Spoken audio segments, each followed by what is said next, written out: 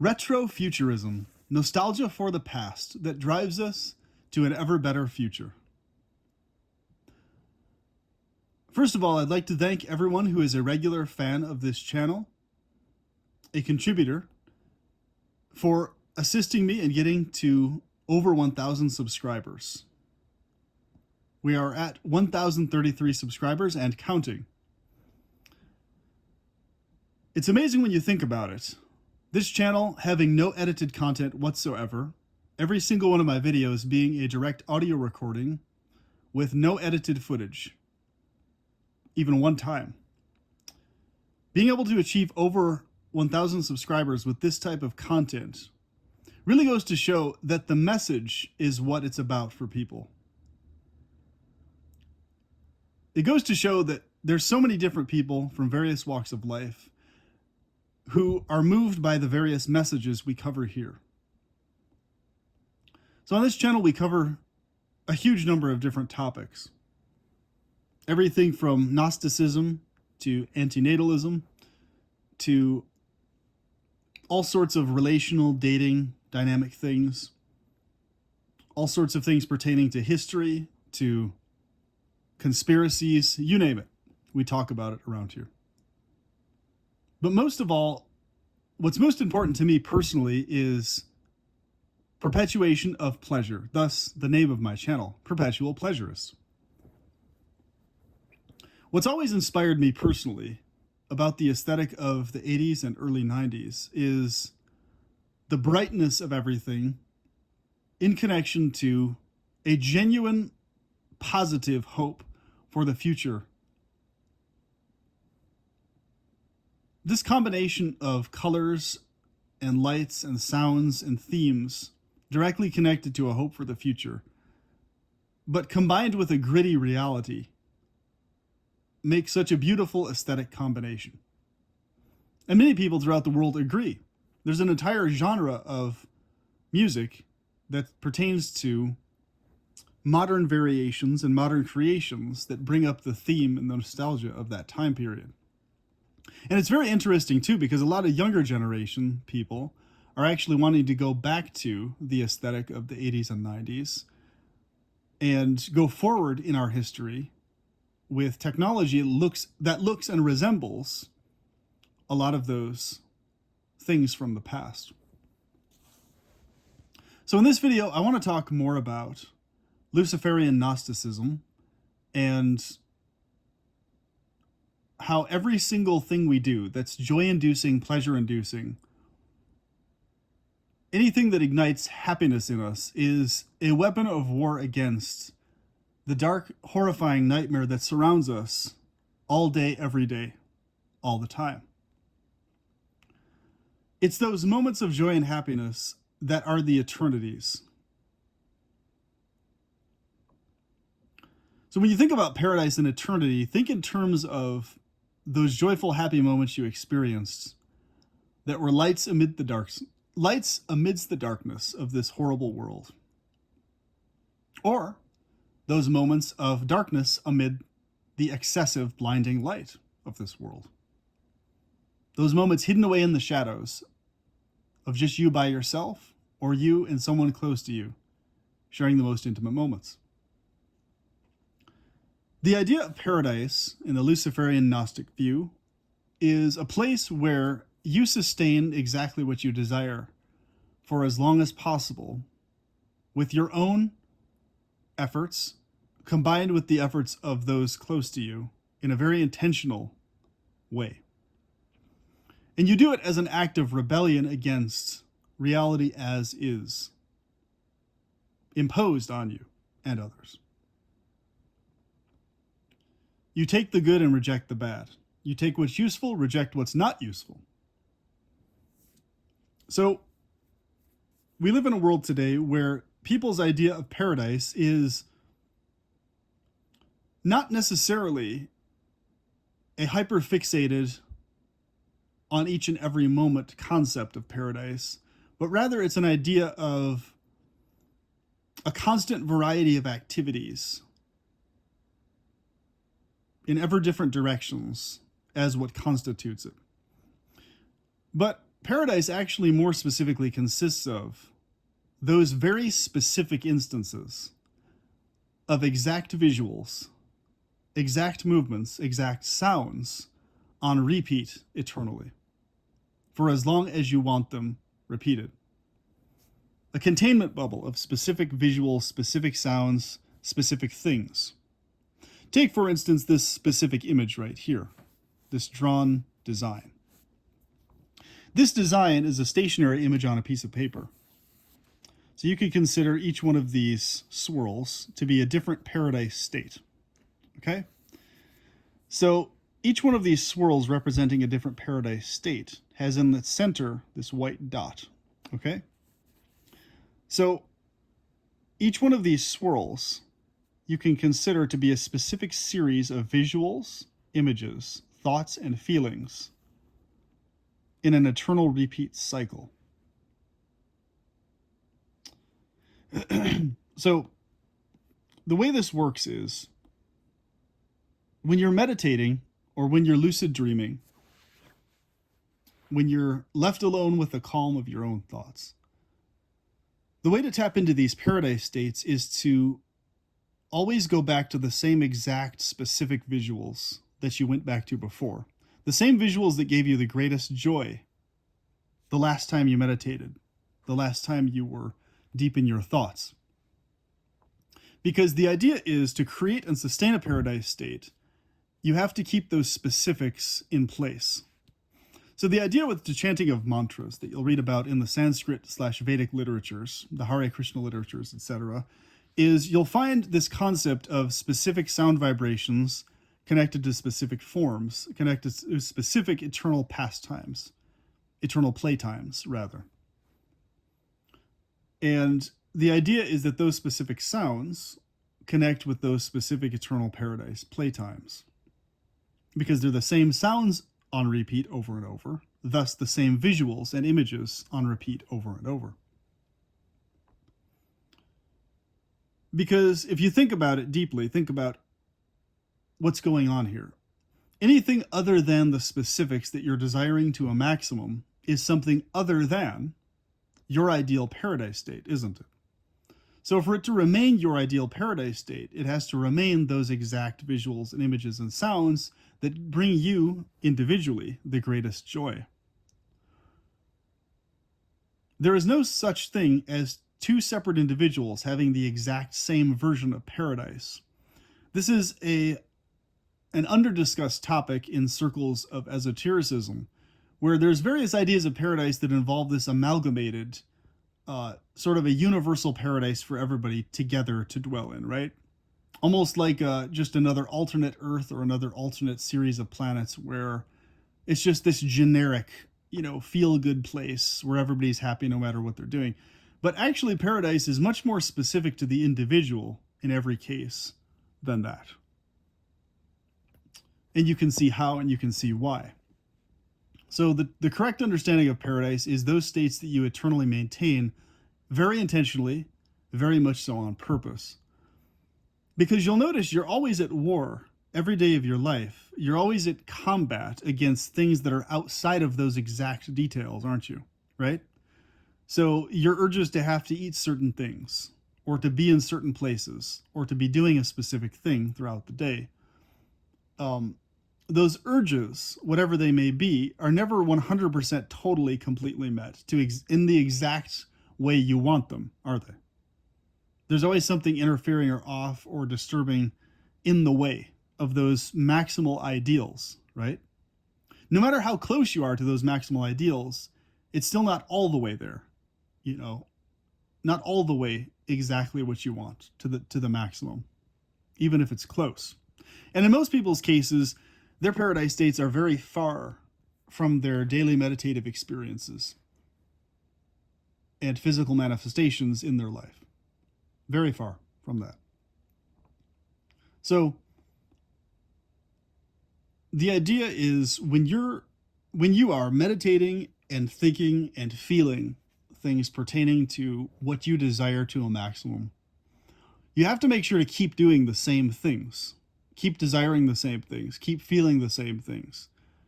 and insist that those things remain your reality, no matter where you are, what you're doing, what's happening outside of yourself. Continue visualizing yourself how you desire to be in your maximal ideal. And no matter what imposition throws at you, you're going to be grounded in that perpetually. So the perpetual part of pleasurism is the sustainable part. So the idea with perpetuation of pleasure in the practical sense is you want to engage in pleasures that are sustainable, that guarantee you continued benefits to your health, mental and emotional well-being.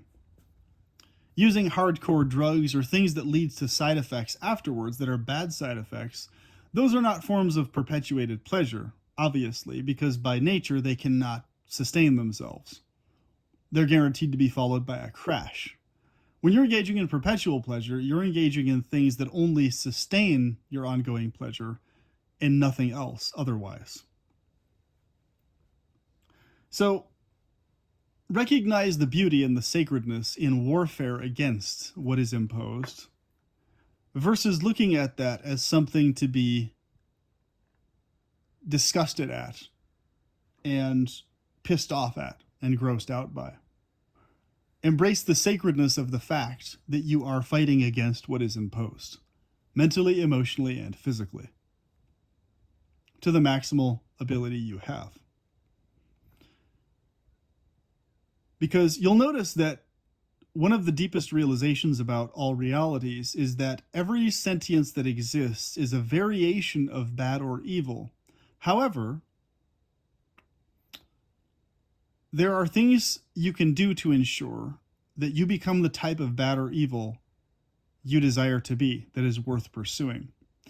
This theme you see of rebellion against a central God entity or a central authority type being, this theme of rebellion against that is driven by the theme that when a sentience awakens into consciousness, awareness of reality, and awareness of the significance of pleasure and the desirability of pleasure, that sentience desires to only achieve pleasure and nothing else.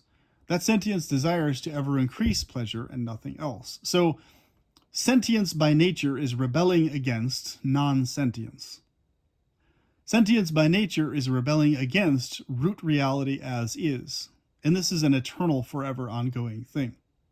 Being sentient, being aware, means your desire is to perpetuate pleasure forever. Now, various individuals may desire to escape the experience of sentience, but that's also driven by a variation of the desire for other than excruciating pain. It's driven by the desire for the most baseline version of pleasure, which is basically a neutral state of not feeling anything whatsoever. Still a variation of pleasure, just not a very notable one. That's all.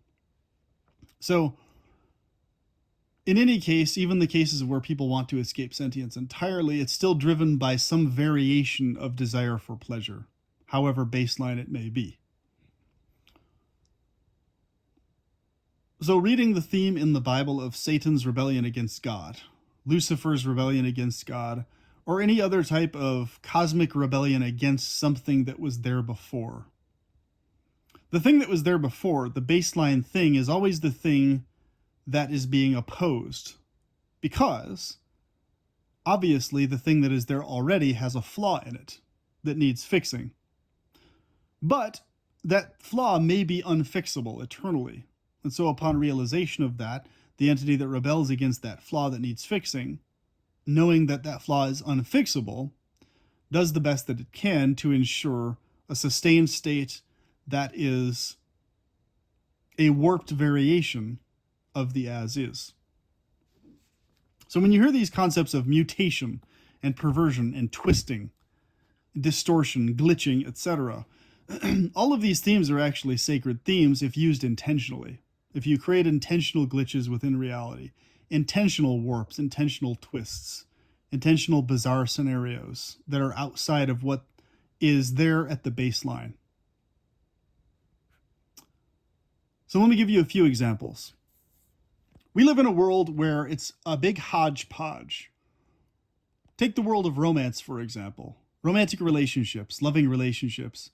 The hodgepodge factor is the greatest misery to most people most of the time because you have different looks, tiers of people throughout the world, different genders, different preferences.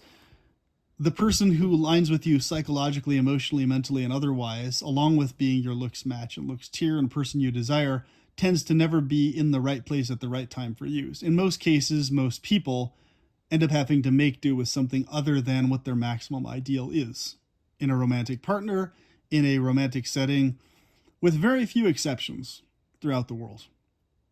And even in the cases where people meet their ideals, oftentimes you have scenarios where people who would have done even better meeting other people, in addition to the people they already know, never meet each other.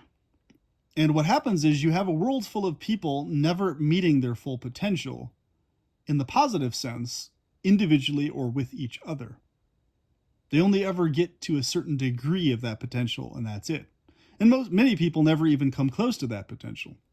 What to speak of coming close to meeting it. So this hodgepodge principle of just all sorts of people everywhere, all sorts of different emotional things, all sorts of settings, none of it is in any type of regulated, specific controlled environment or setting to where you simply desire, click a button, and then you have the exact ideal person with you forever. There they are. Boom. And the vast majority of cases, it never occurs like that. Quite the opposite.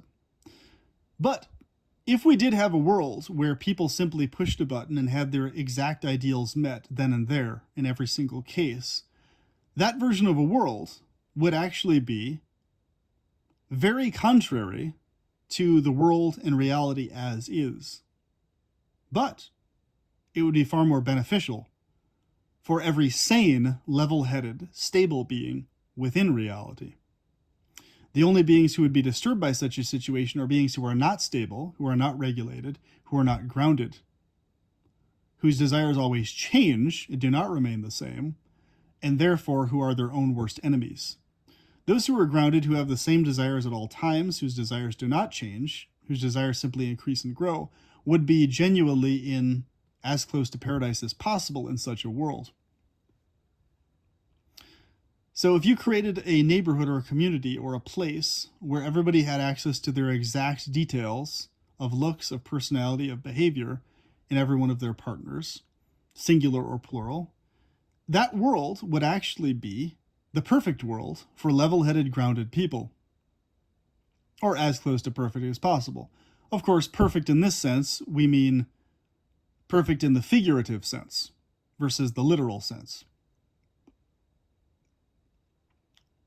So the very fact that we have this world where all of these hodgepodge principles are at work everywhere when it comes to the vehicles people have access to, the cities they live in, the places they go, what they can do in life, the skills they have, what they can develop, what they can't develop, their looks, their lack of looks, their height, their lack of height, you name it. Whatever the case may be, all of these things just thrown and plopped on all of us in different ways. All of these randomizations are actually the source of the biggest problem. Randomization and potential by itself is the source of all the greater evils. Because without specificity, you're guaranteed to end up with pain, misery, and harm, ultimately. Only with specificity, with pleasurable specificity, that's exact and guaranteed, do you actually have any genuine joy that lasts. So gradually technology is ever going further in this direction, in a trudging, very clunky way. Where ever further, people are getting closer and closer to what they actually desire being available to them at the tip of their fingers, quite literally. But the problem is the majority of the population does not know how to experience perpetuated pleasure from that, because they've not trained themselves to have the same desires ongoing. The problem is their desires always change, and this is the source of their greatest misery. This is actually what causes most people's problems with social media and access to cell phones. Even though they have the convenience factor at their fingertips, They experience overall more internal emotional turmoil and misery, depression, anxiety, etc. as a whole amid that convenience because their desires are not steady and continual and nonstop. Nor are their desires obsessive enough. So they literally create a situation where they shoot themselves in the foot and ensure that they never have a paradise state emerge within their mind or heart, what to speak of a paradise state that they actually enter into. Because if they can't actually determine what their continual, eternal, nonstop desires are forever, and engage in those only, then they're simply going to be tossed around by the as is, however it tosses them around, emotionally, mentally, or otherwise. Do you see? So this is why I encourage every pleasurist, every perpetual pleasurist out there, whether you call yourself by that name or not, to train yourself in having the same exact pleasurable desires continually. Think about the same exact forms and features you want to interact with eternally, the same exact settings, the same exact cycle of joyful activities on repeat. Think of it like a gigantic clock that goes around in a circle over and over again. And every hand of that clock is a very specific setting, a very specific activity, very specific people that you engage in that activity with over and over and over again forever. That's how you actually immerse in a paradise state in meditation the most effectively, by far. But if your desires are always changing, in terms of the specifics and details, you'll never be able to lock down and hone in on any specific paradise state. It'll just remain a hodgepodge. And remember, the source of the greatest evils is the hodgepodge principle, the randomization principle, the potential principle, where instead of things manifesting into specificity, they remain potentials only. Just like how most people's lives remain potential when it comes to their ideal romantic relationships, it always remains a potential and very rarely a manifest reality for most people most of the time. Because, once again, potential that is not manifested into positive forms remains the greatest evil and the source of the greatest evils. Because if it does not manifest into a pleasurable specificity, it will manifest into a miserable, randomized thing outside of your specified desire. These principles are incredibly easy to understand. They're not complicated whatsoever. A preschooler or a kindergartner or a young child can understand these principles very easily. Whether they use these words or not, it's simply a matter of how much do you obsess and fixate and focus on exact forms, on exact details, on exact specifics over and over again, continually. Or do you get distracted and does your desire constantly change? Do you get bored with a certain set of visuals and want to change it to another set? Here's a way to train yourself out of that pattern, that habit. Decide on a specific set/series of forms, of visuals, of details, of playtimes that you want to engage in forever. So you'll have a variety, but it'll be a very specific, locked-in variety without too much variety attached to it. That way you can cycle through that specific series of visuals, that specific series of playtimes, meditations, etc. But they'll be the same ones every time you cycle through them. So this will cater to your need and urge for variety, while at the same time ensuring a very specific paradise realm and reality that continually cycles in your thoughts, in your mind, therefore in your experience of daily life.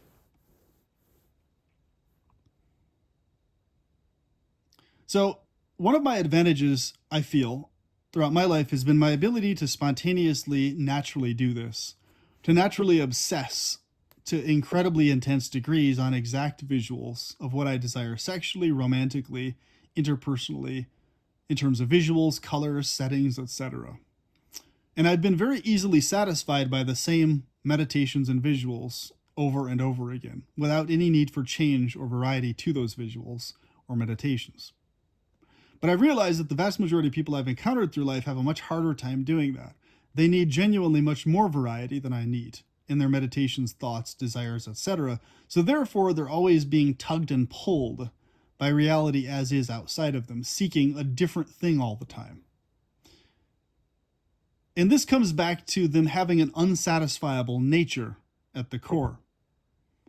So you have to train yourself to have a satisfiable nature to you versus an unsatisfiable nature. The greatest source of people having recurring depression and suicidal ideation, independent of extreme physical pain of some type or another, or extreme trauma of some type or another, the main source of just generic, oh, there it is, suicidal and depressive ideations outside of those very extreme sources, tends to be a person's inability to be satisfied very easily. So therefore, what happens is nothing ever satisfies them. No matter what it is, no matter how good it is, they still feel unsatisfied. Because instead of looking at paradise as a thing that has to be maintained via warfare against reality, and seeing that warfare as an eternal sacred thing to actively maintain, they simply want a paradise state handed to them on a silver or golden platter that they do not have to fight for, is what they prefer.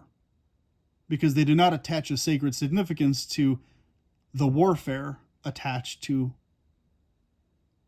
guaranteeing such paradise states. They attach a negative connotation to the warfare and the combat associated with maintaining such paradise states. But what they don't seem to realize is any state that's handed to you on a silver platter or a golden platter, any scenario that's handed to you in that way is by nature another variation of impositional world. Even if it's an impositional world you like and agree with and approve of, it's still by nature an impositional world nonetheless, because it's handed to you, there it is. It's not maintained via fighting for it forever. It's not maintained via combat against the as-is. It's simply there it is. It's another version of the as-is. So it's counterintuitive and it's counterproductive for a person to desire a paradise state to manifest within the impositional world, because it's simply another variation of impositional world. It's not a fought for, desired, maintained against impositional world. Do you see the difference? So the reason I'm highly resistant to depressive problems and issues like that, and always have been, and various others like me are resistant. No one's fully immune, of course, because anything could happen at any time. But the resistance factor is heavily due to the fact that I've always attached a sacred significance to combat itself against imposition. I've always attached a sacred significance to determined obsessive desire against whatever is imposed that does not line up perfectly with that desire. And even if something is imposed in this world that is desirable, that does line up with those meditations, you still maintain those meditations as the thing that you're going to maintain no matter what, and not allow change to. So, thus converting the impositional positive things into desired ideal realities beyond what's imposed. Beyond what is only imposed, you could say. So if you have ideal features, ideal height, ideal looks, ideal situation life, ideal romantic partners, etc., that is an impositional version of something that is lining up with what you idealize as your paradise state.